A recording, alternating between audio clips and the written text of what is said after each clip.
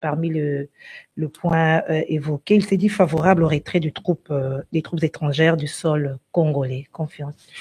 Moi, je l'avais déjà dit, oui, je l'ai déjà dit dans le passé, parce que toutes ces troupes sont venues dans notre pays. Qu'est-ce que cela a apporté? Ça n'a rien apporté, ça n'a pas apporté ce qu'on voulait, parce qu'au départ, nous, on voulait à ce que toutes les forces négatives puissent pratiquement quitter notre sol, que les armes se taisent.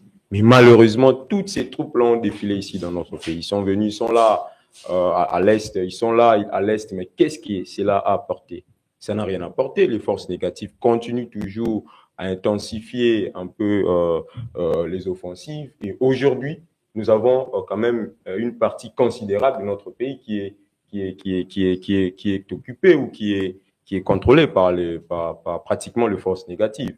Et moi, je pense la solution ici, je l'avais dit, ce n'est que le dialogue.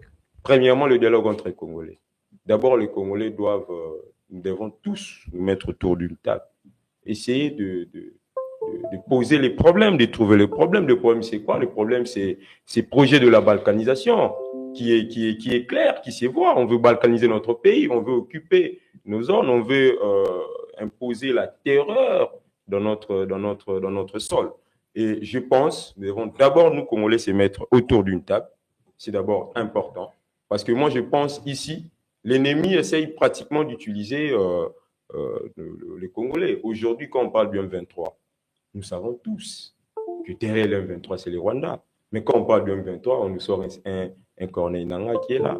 Corneille Nangaa qui est congolais. Oui, quand on parle du M23, nous tous, nous savons qui est derrière, c'est pratiquement le Rwanda.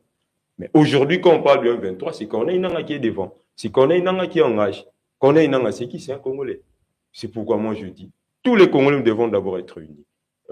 Kinshasa doivent aménager un peu une démarche dans le sens que tous Congolais, nous puissions être unis, nous puissions d'abord s'unir, nous, à l'interne, et puis comme ça, on fera face. Aujourd'hui, si les Rwandais n'avaient pas un certain Corneille Nangaa à leur actif, ils n'auront pas de choix que de mettre là à la tête un Rwandais. Alors imaginez ce que ça allait faire. Donc, ils en profitent par rapport à nos divisions, nos querelles à l'interne.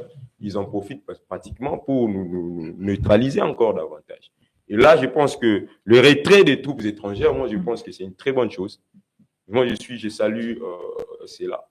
Je l'ai déjà dit, c'est une option que moi, j'ai toujours défendue. Toutes ces troupes étrangères-là, ils sont venus dans notre pays depuis 2 années. Ça n'a rien apporté, ça n'a rien apporté. Nos terres ont toujours été comme ça occupées. À l'Est, il y a toujours l'insécurité. La situation n'est pas stable. Maintenant, il faut voir comment organiser notre armée. Parce que ici, quand Bukavu tombe sans résistance, c'est un message, c'est un signal fort que ça ne va pas. Que ça ne va pas. Alors que nous savons que nous avons de forces armées qui doivent défendre notre intégrité, qui ont prêté serment pour défendre la terre, pour défendre le Congo. Mais quand Bukavu tombe sans résistance, c'est qu'ils doivent partir.